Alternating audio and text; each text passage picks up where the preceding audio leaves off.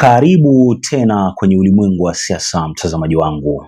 Kwa wanaofuatilia siasa ya hapa kwetu nyumbani kwa karibu ndo watakubaliana na mimi kwamba tuna kibarua kigumu sana hapa mbele, na tumuombe Mwenyezi Mungu atuvukishe salama, kwa sababu kuna watakaokataliwa, na hao watakaokataliwa hawatakubali kukataliwa, na Wakenya pia hawatakubali kukaa nao.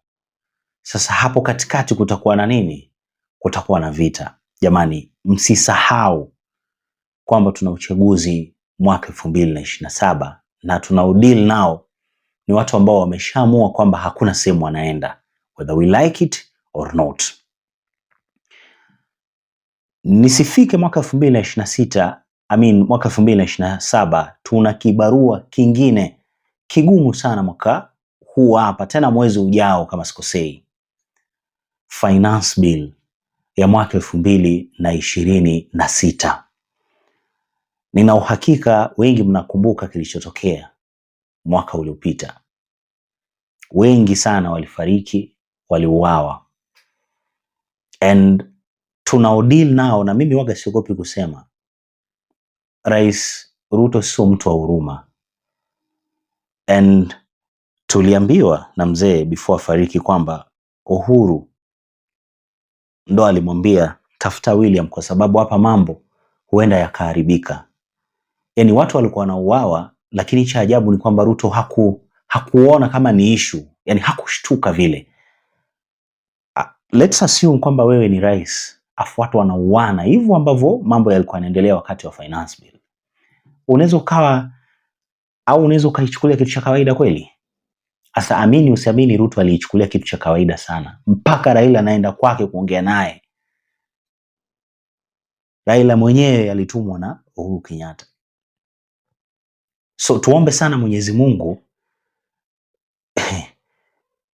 hivi vibarua mbili ambavyo tunavyo hapa mbele atuvukishe salama, kwa sababu it's not going to be an easy task. Sawa? Kwa sababu tuna finance bill ambao si kama watu umeipata taarifa au umepata taarifa yake. Matiang'i anaielezea hapa vizuri kabisa, na msikilize hapa. Anazungumzia namna nchi ilivyo sasa hivi, na amegusia hiyo part pia ya finance bill ya mwaka 2026. In fact, chama cha kwanza ambacho kimejitokeza na kikasema jamani reject finance bill ya mwaka 2026 ni chama cha Uhuru Kenyatta, chama cha Jubilee, ambayo inaongozwa sasa hivi na huyo Matiang'i, lakini pia vile vile na Uhuru Kenyatta.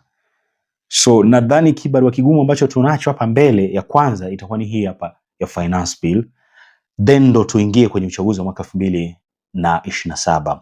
Najua hata wengi mshawasahau akina Rex, walikuwa I think ilikuwa ni makumbusho, and Orengo alifika pale, but before tufike kwa Orengo, naomba umsikilize Matiang'i kwa ukaribu kabisa, kwa sababu ana vitu vya maana na madini fulani hivi ya kutosha ambao Mkenya anatakiwa kusikiliza, kwa sababu kuna vingi ambavyo vinaendelea, na nina uhakika serikali waga inachagua tu ya kukuambia wewe, ambayo haiwezi kaleta shida, kwa sababu kuna mengine ambayo yanafanyika inabidi wafiche, ukijua inaweza kaleta matatizo sana.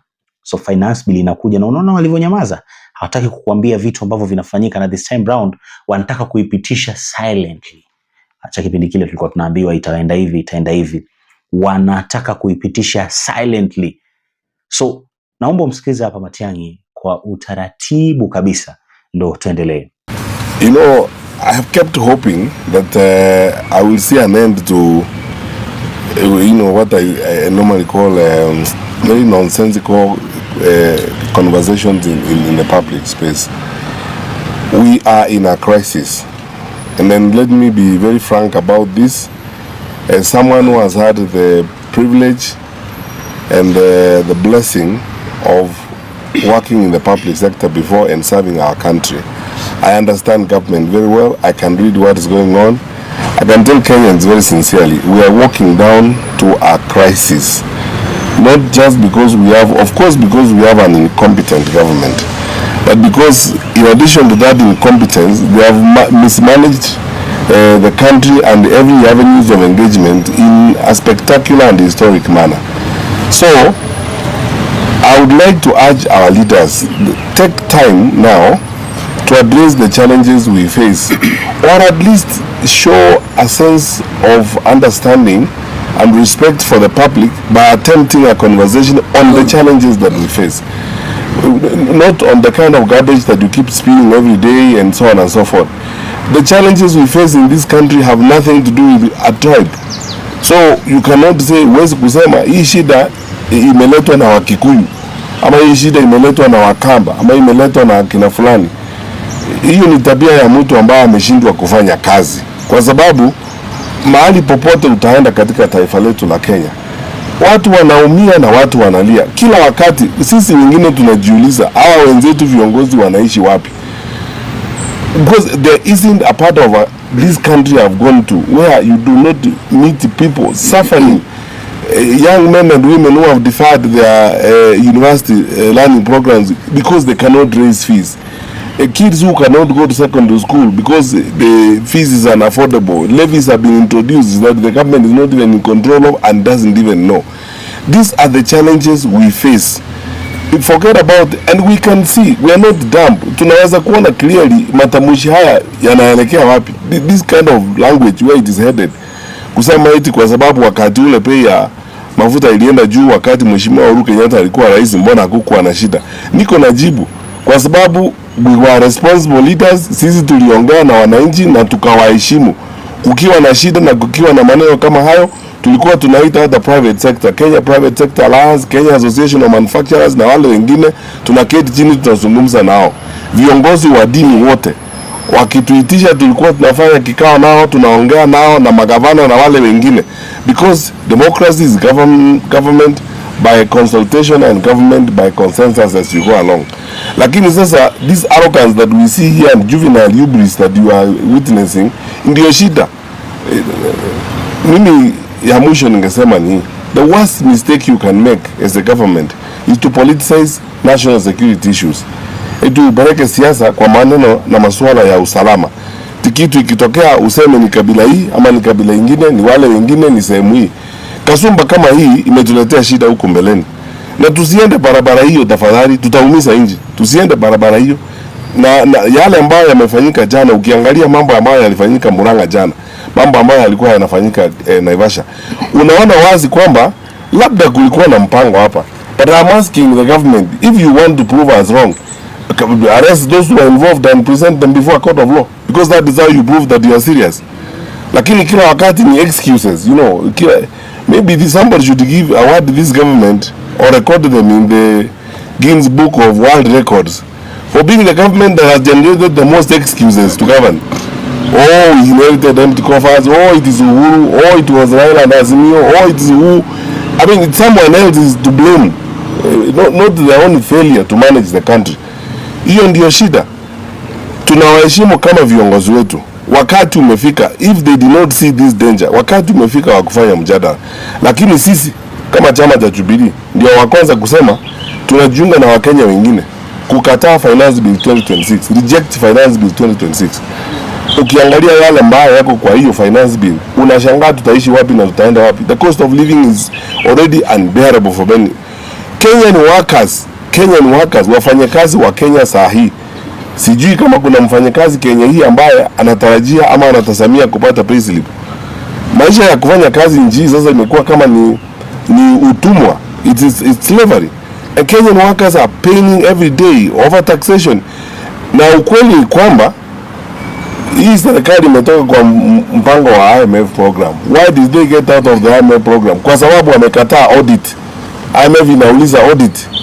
Na mnajua kwa nini wanakataa audit. Sisi zote tunajua kwa nini wanakataa audit.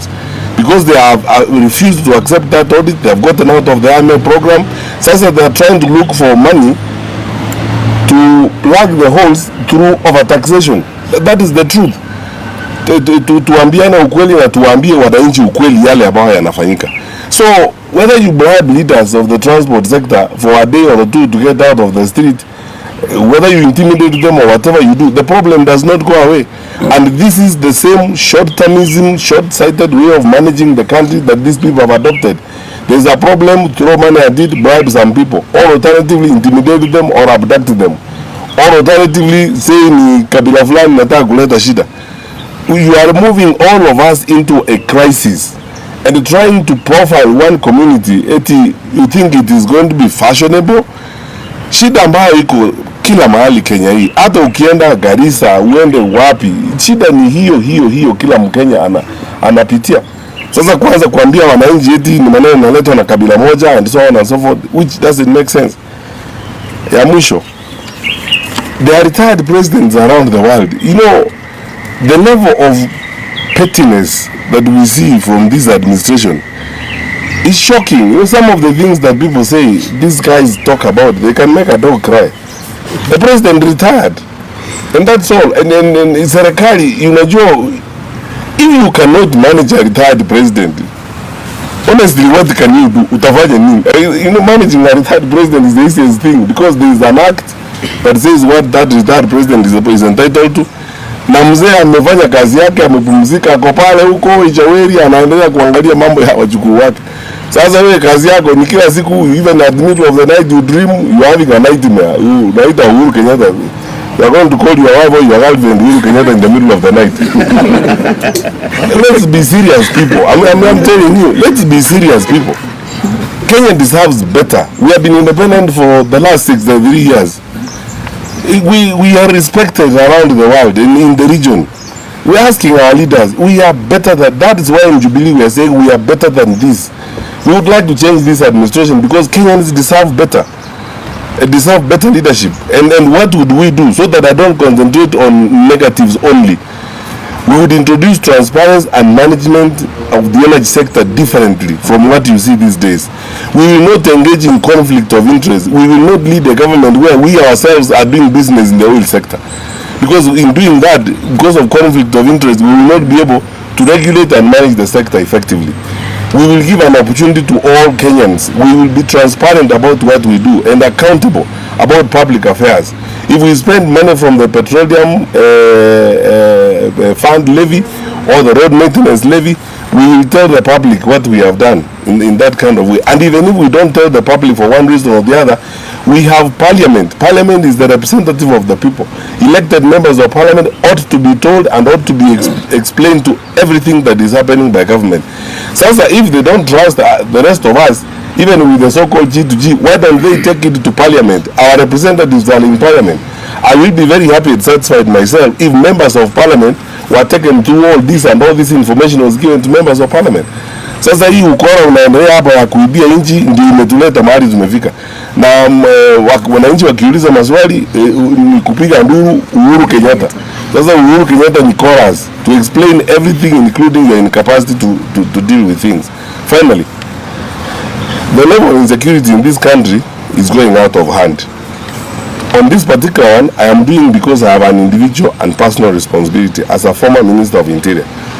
The level of insecurity in our country is going out of hand.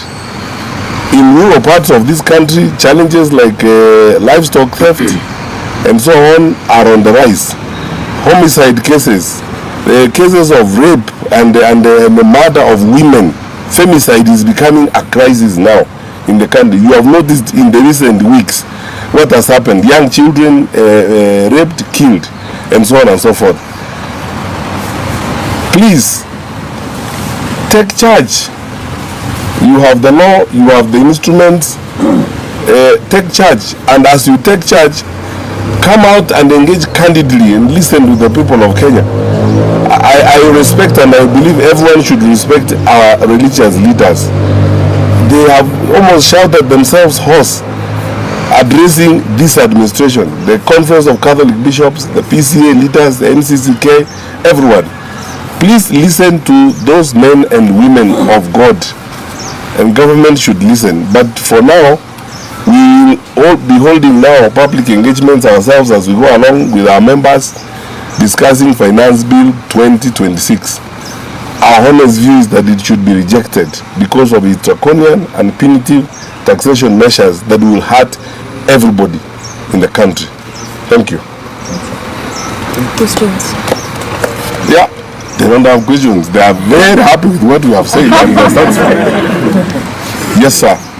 Yes, but from what as a former government, senior government representative or senior government officer, do you think before the next election, is there anything the government should do maybe to tap into your wisdom? Because we also talk about dialogue, consultation before next election. Do you think there's something they can do to tap into whatever you're saying? Secondly, it's not the first time people are dying due to protest. It has happened during the time of the CS for Nigeria. Do you think there's something else that can be done maybe so that people can just protest peacefully without? Bear in mind, I'll start with the second question. Bear in mind, I was the Minister for Interior when former Prime Minister Raila Odinga went to UHURU Park to swear himself in. Not a single bullet was shot that day. Not a single Mwananchi was injured. Against the advice and the pressure by even some of the people in power today that we should behave otherwise. President Kenyatta refused. I refused as the Minister for Interior, and we didn't have a problem. Responsible policing is something that this country has invested in very heavily. I mean, we have, some of you may not know, we have a security compact with several countries. Security compact is mainly a training and support program with several governments that support our security sector in terms of training, riot control, crowd management, and so on and so forth. Responsible policing is something that we have worked on since almost independence, even before I became Minister for Interior myself. This has been going on. And there is also regulations called standing orders on how police are supposed to conduct their affairs. In most cases, to be honest with you, for the entire time I was there, and I have noticed the police try the best they can to respect those standing orders. The difference, I think, here is, as I said, the politicization of the security responsibilities. Somebody somewhere in this whole arrangement is supporting the deployment of goons and criminals side by side with what the police are doing, and in that process people get injured. In some cases where the police may be blamed, it's probably these goons and these thugs, some of them supported by leaders, others who brag very openly, and so on and so forth. So that's why I've said several times, and I would like to say again, I know most of our leaders in the security sector. Many of them are actually serious people. They are honest, serious people. They are good officers. They need to be allowed, they need to be given an opportunity to do their work without undue political pressure. When you hear these kind of political statements that are being made, irresponsible, reckless political statements being made, they are meant to intimidate and sometimes push the security sector in a particular direction. If the police were left to act objectively, their leaders were given the way they need to act, some of the issues we are dealing with will not happen. But when mistakes happen and when challenges happen, such as people die and force is used disproportionately, the law is very clear. Investigations ought to be done. Those who are involved are brought to book, because we are a rule of law country. There are officers who were involved when I was minister myself in some cases. In some other cases, investigations have been done and the process of prosecution is going on. In some cases, even punishment has already happened. We have no security anywhere else except in the law. All of us, because you see, we can't all be ministers, we can't all be police officers. Today it's me, tomorrow it's you. We are all equal before the law, and we will be protected by the law. We say, let's follow the law. That's what we ask our colleagues to do. As for whether or not there's any wisdom I have, the wisdom I have is to ask them to leave.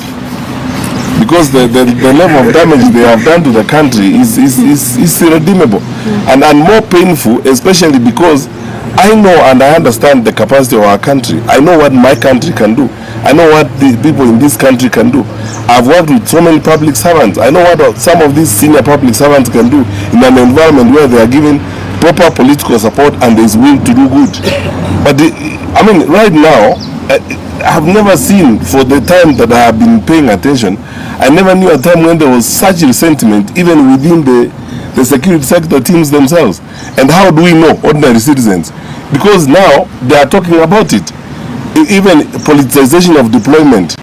People are lined up, in X number of commands in Nairobi. X number of them are placed in one ethnic community and so on, which you can tell clearly the reasons why it's being done. So they are not happy themselves. We are not happy, and that's why we think the best they could do to this country is to do a decent thing, and they know what the decent thing is. Yes, sir. You say that they should listen to the leaders, but more often you see when the leaders speak. there's a section of other religious leaders. Says yes, so also basically because there's a trend or a pattern of divide and rule. Certain places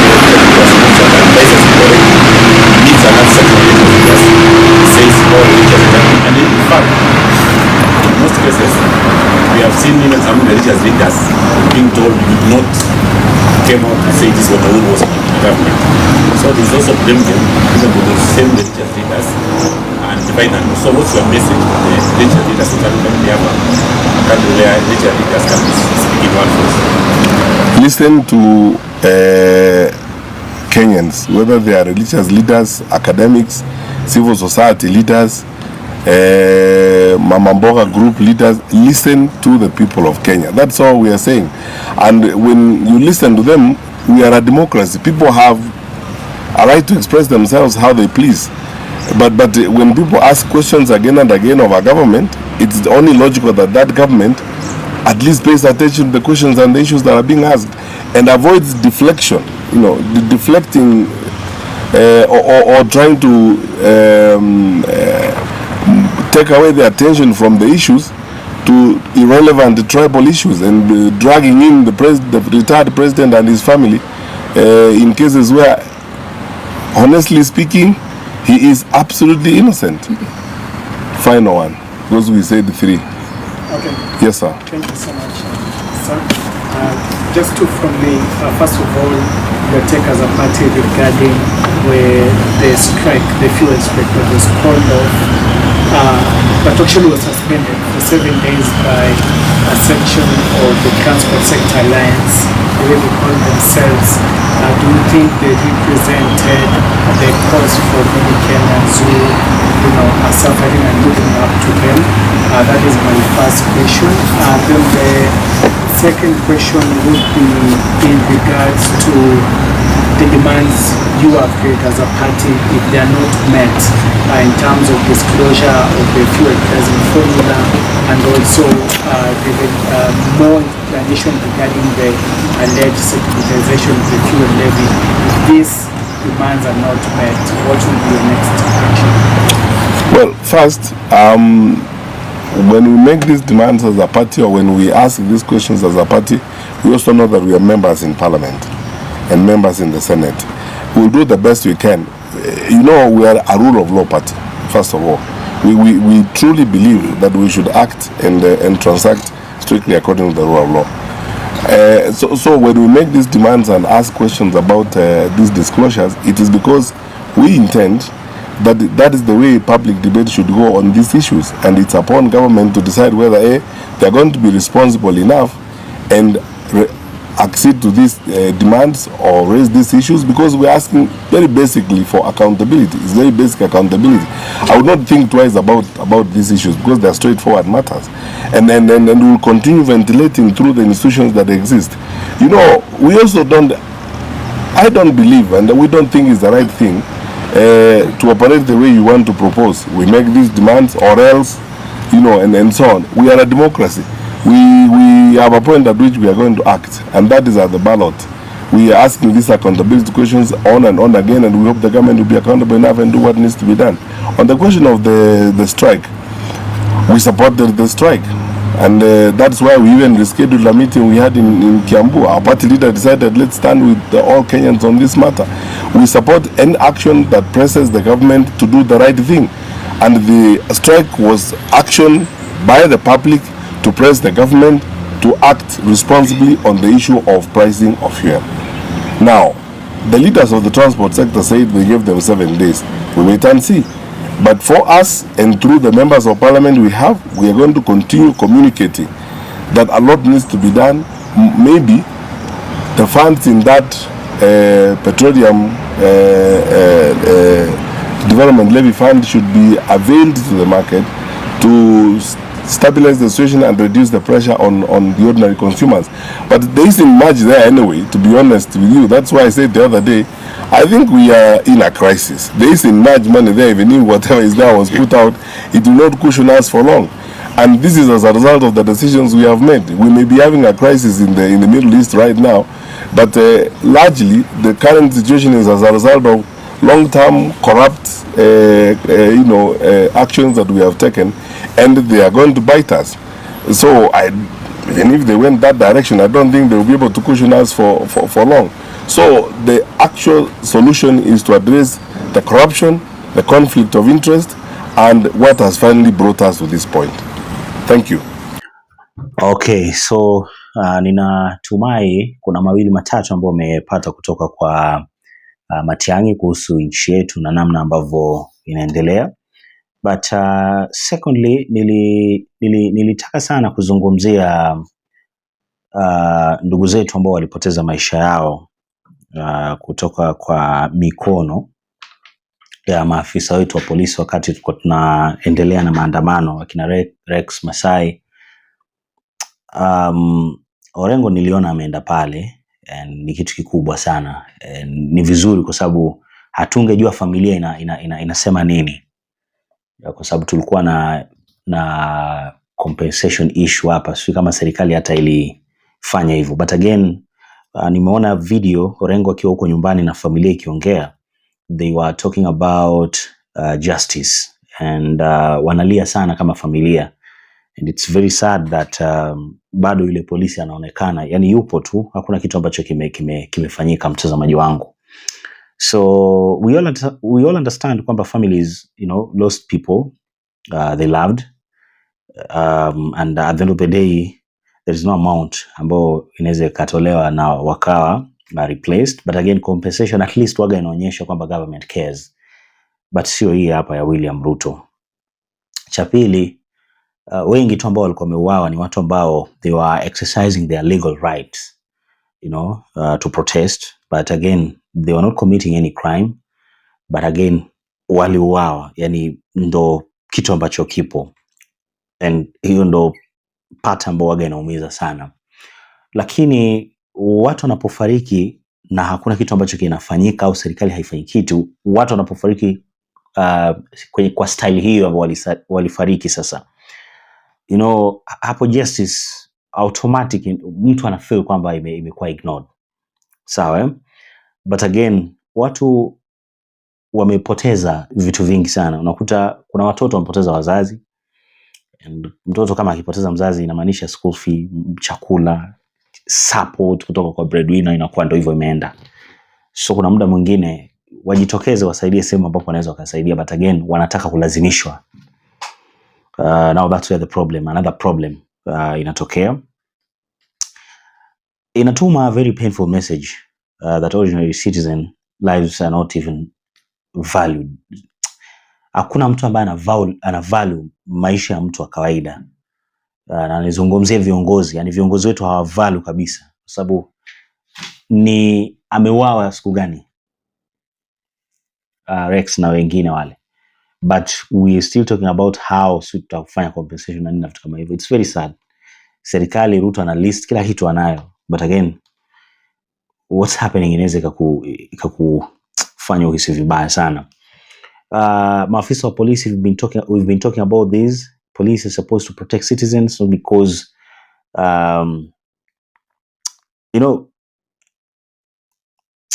imefika point ambapo unakuta polisi inabidi wasimame katikati yetu na serikali, kitu ambacho hakitakiwi kwenda hivyo. I think tuna sheria zetu hizi ambazo zinatakiwa kutusaidia, but again kama serikali wanaweza kawa wanatumia maafisa wa polisi, then we still have a big problem. At the end of the day, a caring government inatakiwa kuwa ina take responsibility wakati mistakes zimetokea au hata excessive force imetumika. But again serikali yetu tumeona mara nyingi sana viongozi wengi hapa kwenye hii serikali waki encourage maafisa wa polisi ku misbehave sometimes wanapopatana na wananchi ambao wanaweza kawa hawajakubaliana na namna vitu vilivyo. It's very sad that tunafika tena kwenye finance bill nyingine bila wale ambao walipoteza maisha yao kushughulikiwa, and tunauoga kwamba sasa hii ambayo inakuja mwaka 2026 itakuwaje. Anyway, wacha niachie hapo. Orengo alienda mpaka nyumbani kwa kina Rex. I think tutazame kilichotokea alafu ndo nimalize. Those who kill Rex they must be arrested, and if they've been arrested, they must be prosecuted.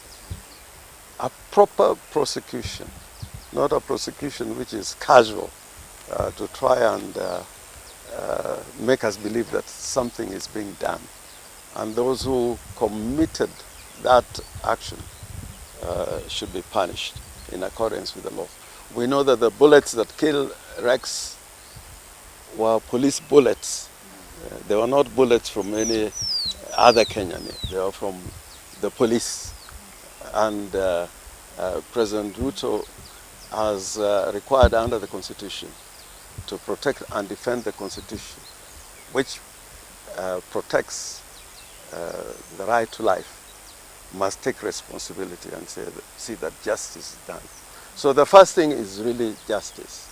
Now, ordinarily, if you find the kind of compensation that is given to those who die in road accidents, and that happens every time in our courts, and that determination is also it also depends on how old or young somebody is, the loss of a job, if at all he was working, the loss of income, and all those considerations. I want to demand that the basis for compensation should not be generalized like they are doing. Because they are saying, oh, tutapatia kila mtu milioni moja ama 600,000. I don't think Rex was worth even 10 million. I think it was worth more than that. If President RUTO can spend 100 million in a day on a state visit,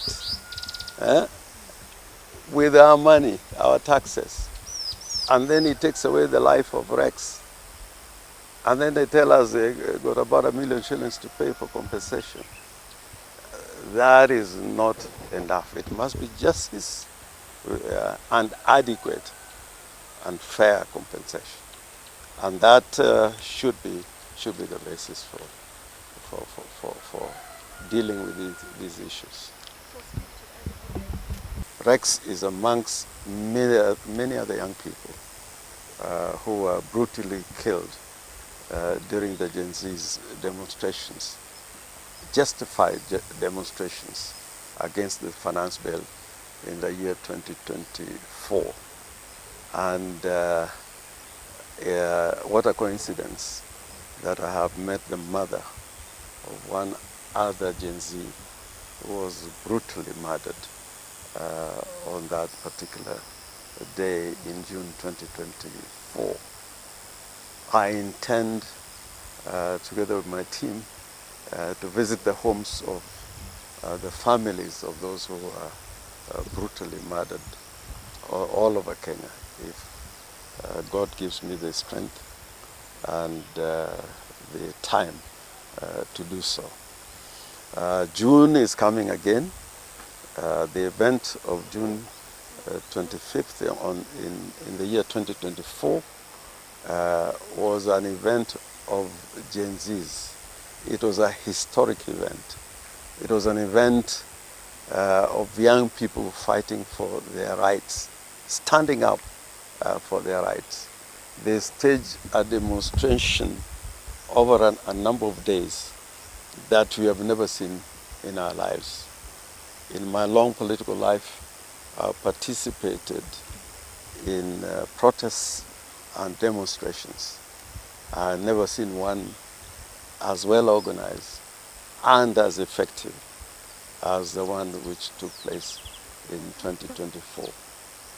There are those who keep on criticizing us that we are interested in people going for demonstrations.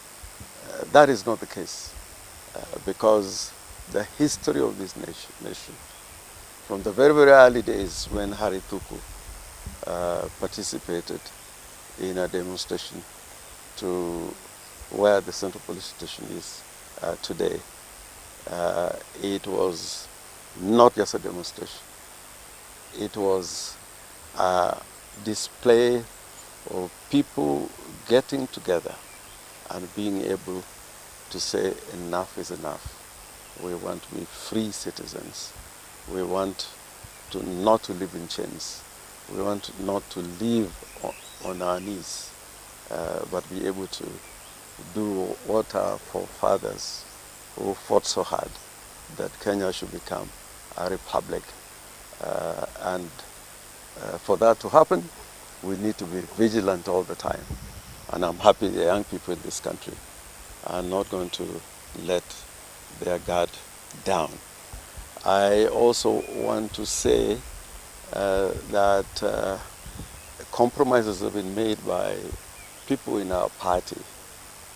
And those compromises are a betrayal of what the party ODM stands for and what Raila Amolo Odinga stood for. Raila Amolo Odinga, in order to bring peace in 2024 and 2025, he initiated the NADCO report and the 10-point agenda as a basis for bringing peace to our country by dealing with the problems that confront the nation. And one of them was a demand that there should be an end to abductions and to extrajudicial killing. And as I told you earlier, in Busia just yesterday, there was a brutal killing of 2 innocent Kenyans. So we must continue to fight for what is right. And Linda Mwananchi, the true representation of what the party stands for, the party ODM, and what Raila Amolo Odinga stood for. We will never let our guard down. We will continue to fight to make sure that Kenya is a free, democratic and prosperous nation. I know that June 25th is coming. Political leaders, my colleagues in the political space, including His Excellency Kalonzo Musyoka, have talked about the 25th of June. All together, we'll be standing behind the Gen Zs to ensure that we have a fitting memorial to people like Rex, who were killed brutally by the police. I want to tell Mama Rex and Baba Rex and the community here, be strong, and we shall never forget that you produced a hero for us. And Rex will continue to be a hero in our hearts and minds. I've just had a little chat with Mama Rex. I commit myself that we should build properly the grave of Rex and his father. The ODM Asili or Linda Mwananchi has got the soul of the party. We stand with the spirit of Raila Amolo Odinga, what he stood for, what he fought for. Raila didn't want his party to be swallowed by another party, to be swallowed by UDA, or for ODM to become a tool to be used by President RUTO. It is an independent party which has got its own constitution. The other party of Linda Ground is not even a faction. That faction does work for RUTO and UDA. Because, you know, ODM is not about two terms. That's not ODM. And what you hear them talk about all the time is President RUTO, two-term. That's not what ODM is. So hiyo ODM ingine ni ya bandia, na ODM asili ni ODM ya Linda Mwananchi. Now I'm sure if Rex Masai was alive, he would associate himself with the ODM Linda Mwananchi, si ile ODM bandia. But But we welcome everybody on the 31st of this month. We will go to church in Machakos town and have a rally in Machakos town, and then have the final rally in Mlolongo, all within Machakos County.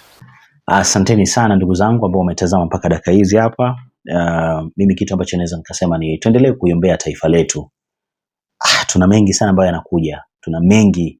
Tuna mizigo, yani tuna bridges nyingi sana ambazo zinakuja tutakao kupita, lakini tuombe Mungu tupite tukiwa salama, tukiwa vizuri.